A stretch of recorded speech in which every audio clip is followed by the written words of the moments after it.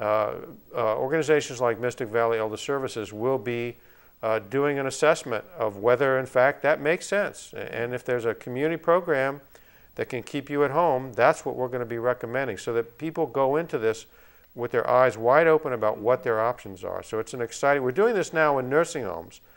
You know, we're in nursing homes now bringing people out to the community. In fact, we have 10,000 people, Sally, who are nursing home eligible, living in the community, saving the Commonwealth more than $400 million a year by keeping them in the community. Now we're going to be in hospitals and in other settings doing the same thing to make sure that only the people who really need to be in a nursing home end up there. Well, that's good information. Yeah. I do have another question for you. I understand that there's a new program that allows family members to be paid a fee, a caregiver's fee, for taking care of their elders at home. Now, how does that program work?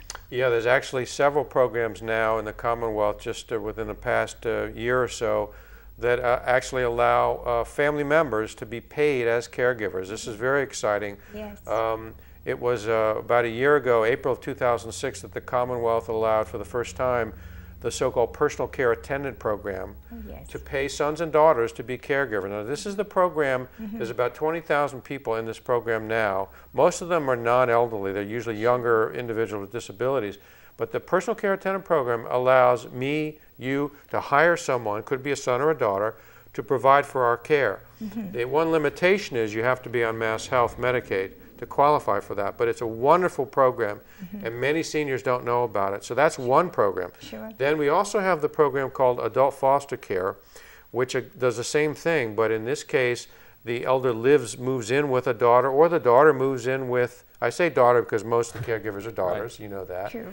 But the family member has the elder come live with them, and they can be paid as much as $18,000 a year plus room and board. So it actually comes out to around $24,000 a year, which is not a great deal of money, but at least it's enough to allow a daughter to say, you know what, I'm going to step out of the workforce for a few years to take care of my mom while she's failing, so that she can remain living in a home environment rather than an institution. Because I can't tell you how many families call us and say, please tell me some way that I can keep mom at home, because I don't want her to be in the regimented world of a nursing home where she loses a lot of privacy and dignity. So those are exciting new options that we didn't have a year ago. Sure, and I think it's so important for the elderly to stay at home and be in the familiar environment, and also I believe that they live longer and healthier, and the fact that they're at home and not disturbed and moved into a facility where they know no one and feel strange, I think really makes them feel as though they've lost their independence. And so I think the will to live too. I mean, I've absolutely. had people tell me that my mom went downhill as soon as she left her home, because she just had no longer the will to carry on. And I think you're absolutely right. Being at home is much more comforting and better for their health. And now for Dan, I mean, yes, I know that most of these programs are for people who don't have very much, people who are on Mass Health or Medicaid. But what do we have for people who are not in that financial situation? Right. Well, Sally, as I mentioned a minute ago, there are, as I see it, there are really three categories. And I think one of the things that may be a bit of a myth is that there is nothing for people who are not, quote, poor, unquote. Sure. Clearly, there are programs designed to help those who have the least means, and those are the folks who are on the Mass Health Medicaid program. But I would say that we have been fortunate, again, to live here in the Commonwealth, and other states don't have these kind of programs. Some do, some don't, where the Commonwealth is providing funding for people who are, we'll call near poor. Everybody has a different definition of what is poor and what is not poor. But I would say somebody who is in the Commonwealth making less than $22,000 a year, in my opinion, is not wealthy, particularly when you think about trying to maintain a home, maybe paying real estate taxes, heating oil, et cetera, et cetera. So there are programs for people who are under $22,000 a year, which the state legislature and the governor are providing, that we're administering. So that allows folks to get a certain amount of home care services.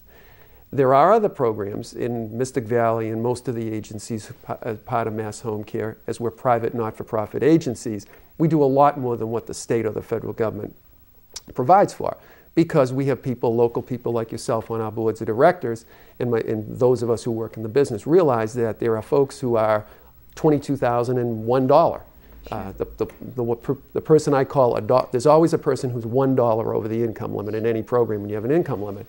And those folks by no means are wealthy and able to take care of themselves. You know, if you're the Kennedys or the Rockefellers, you're going to be able to take care of yourself. But those are relatively few and far between, those families. So you have all of these folks who live in the towns of Reading on the North Shore and across the state who are getting by, but they're only getting by for the sake of one disaster befalls them. And a disaster could be a health disaster in many cases. Sure. So agencies like Mystic Valley and the other agencies are doing some private fundraising.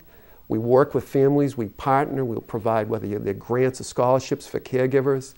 Families pay a portion of the services.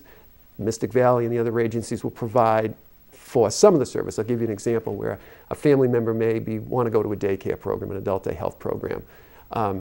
Day health, fantastic, buy. For about $50, $60, $70 a day, depending on the program. You're there the whole day, you get activities, supervision, nursing, meals, etc. Now, I say it's a great buy, but if you're doing that 5 days a week, that can add up. But an agency like Mystic Valley may work with the family and say, we can, through our funding sources, we can provide 2 days a week. The elder may be able to afford a day, the family goes 2 days. So we work together in partnership. Well, that's good. To try to piece together a care plan that's going to make sense. So I think it's very important for people in the Commonwealth to think not to rule themselves out. That's why I said a few minutes ago, make the phone call. Sure. Because one of the tragedies, and I've been in this like you and Al for many years, it's our life work. And one of the things that I hear time and time again is somebody will say after the fact, I wish I had known. I didn't realize. Only if. So if there's one message we can get out today, is to try to make those what ifs, I wish I had, fewer. So make the phone call, because people would be surprised at the innovation and the availability of programs that they really may have no idea about. So don't rule yourself out. Take the chance, make the phone call. I tell people it's a free call, 1-800, right. And there's going to be no pressure to sell you. It's going to be, how can we help you? Well, that's very good advice, and I know that so many people feel that they won't qualify, they're not able to get help, and so they're afraid to make that phone call.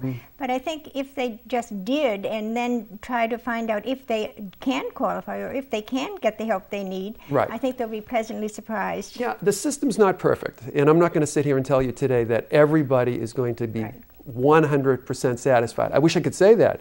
Al and I and you and other advocates are working to make that satisfaction, if you will, level go up. Absolutely. But I think on the whole, we're doing a good job.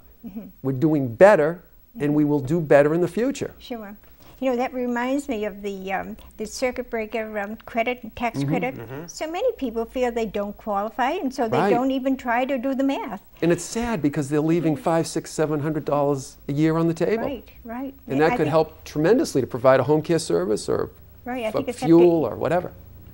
I believe that the tax credit can be as high as $875 Yeah, that's somewhere. what it is now, but not. It's even more, Sally, because you can retroactively apply for 3 years. That's right. And believe me, that's right. This is one program that people don't know about. Yes. If they've even heard that there's a tax credit for this year, they don't know it applies 2 years back, and they think that, well, a lot of seniors think, well, I don't pay much in state tax because my Social Security isn't taxed. Sure. They don't realize that it's a credit. You can have zero taxes that you owe and still get a check back from the Commonwealth. That's my mother-in-law gets one. Sure. And I filled it out for her because, you know, most people are not going to know that. And a lot of tax preparers don't even know that. That's right. It's so true.